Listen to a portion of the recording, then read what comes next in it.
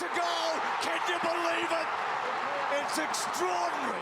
Adelaide. So it's been turbulent waters all week at Westlakes, and it was always going to be when Don Pike faced the local press conference today. I mean, the reality is at the end of each year, each season has been the same since I've been here. We'll sit down and review our program, we'll review our coaching, we'll review what we're going to do in the off-season and our pre-season. But reality is, right now, we've got 4 weeks to go in a season plus hopefully finals, and we've got St Kilda Saturday night. We've lost some games of footy, and it's a bit of a, an easy one to throw out there. Oh, we've lost the players. I don't buy that. So what have they done at selection?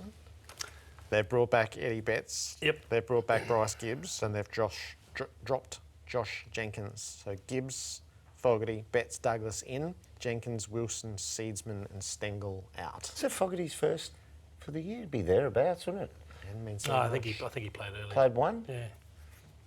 It's interesting though, they continue to make statements, don't they, and say if you guys don't play at the level we know you can play at consistently, you'll go back, and Josh Jenkins goes back again now after spending a month there earlier in the season. Eddie Betts gets a reprieve.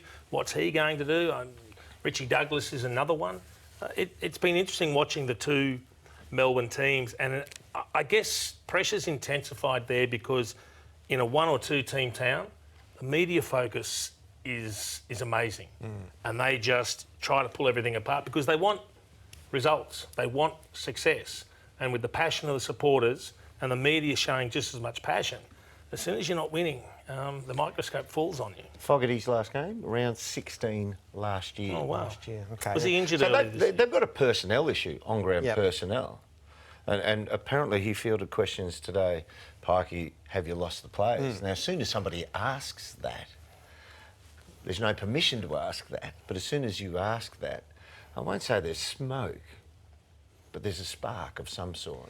So Jenkins, since he returned to the team on a selection basis, so not including injury, he kicked 18 goals in 7 games. A couple of 4-goal hauls in there. Which isn't bad, 2.5 goals Yeah. a game, Jared. But they're obviously seeing things that they don't like. It feels to me like Josh won't be in Adelaide next year now. Probably for his own good, let alone anything else. When I made mention of on-field issues in terms of their makeup, McGovern was the 4th or 5th wheel in that forward line, but he balanced them out because Josh Jenkins could play like a flanker. He just happened to be 6'5" and 105 kilos. But McGovern gave them contested aerial work. And he wasn't the best player in there, but he balanced them out. They don't have that contested forward now. So they've asked Big Josh to play that way, and it probably rubs against the way he wants to play. They drop Seedsman. I think you've got to play blokes with foot speed in that midfield, because that's another area there.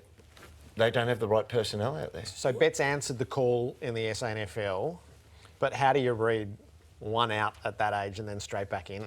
Well, it's a shake-up, isn't it? So he needs to perform again or he might go straight back out. So it's kind of, here's the kick in the pants. Yep, you answered with 4 goals, but you could probably do that with your eyes closed, couldn't you? So, Jason, what's their problem? Why are they losing games? When they're top 8 team, why are they losing games? There is zero pressure in their attacking 50, and for me, that's the biggest issue.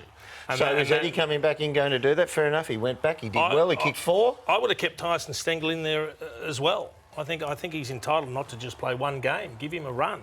But I would be a lot more demanding of the players that I'm playing in the attacking 50 and say, if you don't get it, I tell you what, come hell or high water, I'd want to see a decent effort trying to keep it in there or putting pressure on the opposition as they try to exit our forward 50, because that's why they're getting scored against so heavily. There's zero pressure on the footy as it transitions from turnover, and then they've got to defend the ball.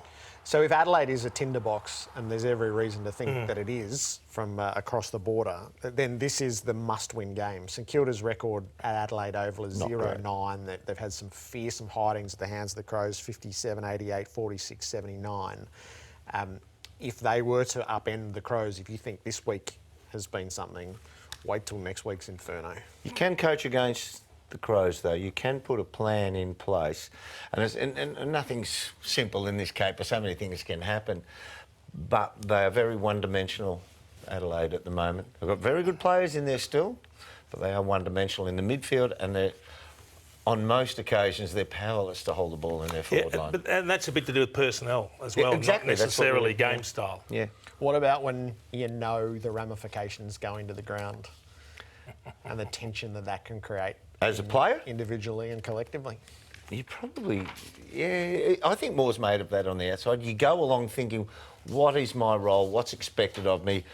Every player, even if you've played 300 plus, you walk through the gates and you go, and there's still a bit of, gee, I hope I can play well today. You're still hoping, you're still fearful that something might go wrong, but you do walk through the doors with the hope. You've done all the prep that you can get it right. You've seen Jenkins drop twice. You've seen Eddie drop. I'm walking in there going, how's my form been of late? I better make sure I play a decent one today or I'm in trouble. All right, let me run you through the rest of the key ins and outs for the round. So